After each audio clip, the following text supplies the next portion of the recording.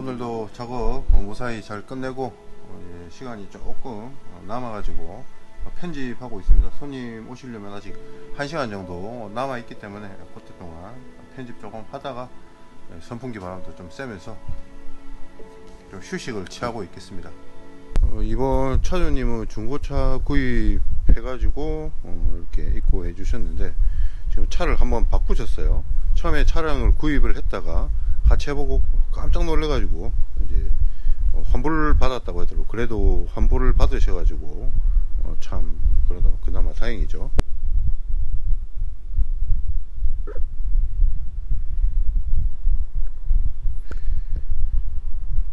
이 15,000km 탄 차인데 이렇습니다. 지금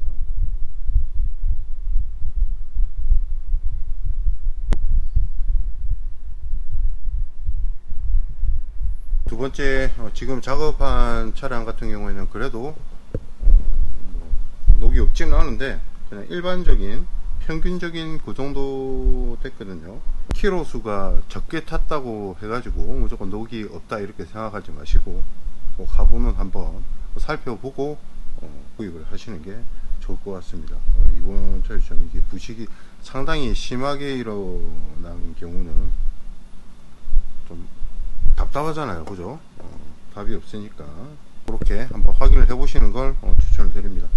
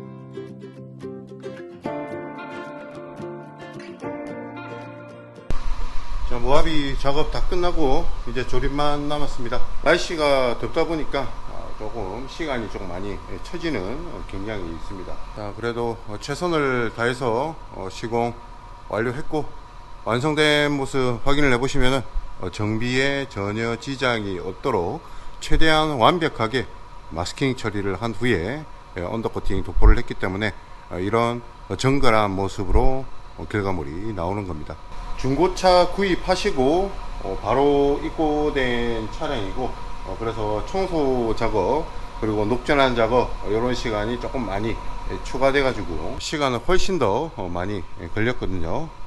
결과물 확인을 해 보시면은 최대한 신경을 써서 작업을 했다는 거 확인을 할 수가 있고 정비에 관련된 부분 이런 부분들은 방청제 그리고 세라믹 투명 언더코팅까지는 도포를 다 완료해 드렸습니다. 그 외에 뭐 나머지 부분들은 언더코팅 도포만 꼼꼼하게 시공을 하면 되겠죠. 이번 차량 언더코팅이 조금 돼 있었는데 프론트 마찬가지 로암 서프레임까지 언더코팅 도포 최대한 꼼꼼하게 시공 완료했고, 그리고 이런 너클 부분, 이 부분은 이제 부식이 조금 상당히 많이 돼 있었거든요.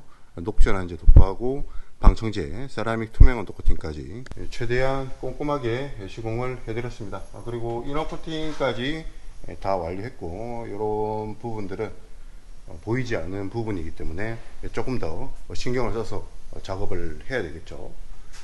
중고차 같은 경우는 안쪽 부분을 저희가 처리할 방법이 없기 때문에 부식이 조금 있다고, 많이 있다고 해도 손댈 방법은 없습니다. 그냥 코팅만 꼼꼼하게 시공해 드리는 게 그게 다고, 외관이야 뭐 잘못된 부분이 있으면 뭐 장비를 사용을 한다든지 충분히 수정이 가능하겠지만 안쪽 부분은 뭐 어쩔 방법이 없죠. 그래서 언더코팅 하실 때는 가급적 신차일 때 하시는 게 가장 좋습니다. 모하비 같은 프레임 바디 차량은 이너코팅 할 부위도 상당히 많습니다. 부식이 다른 차종에 비해서 조금 더 많이 빨리 발생하는 차종이 이런 차종이죠. 그렇기 때문에 신차가 아닌데다가 부식이 조금 더 많이 발생하는 차량이기 때문에 최대한 신경을 써서 꼼꼼하게 도포를 완료해 드렸습니다. 저희가 사용하는 MS 폴리머, 시카가드 MS 폴리머로 적용이 됐고, 이건 이제 도포하는 시간이 세라믹에 비해서 조금 더 시간이 많이 걸리는 편이거든요. 한 2배 정도 시간이 더 걸립니다. 도포하는 데만.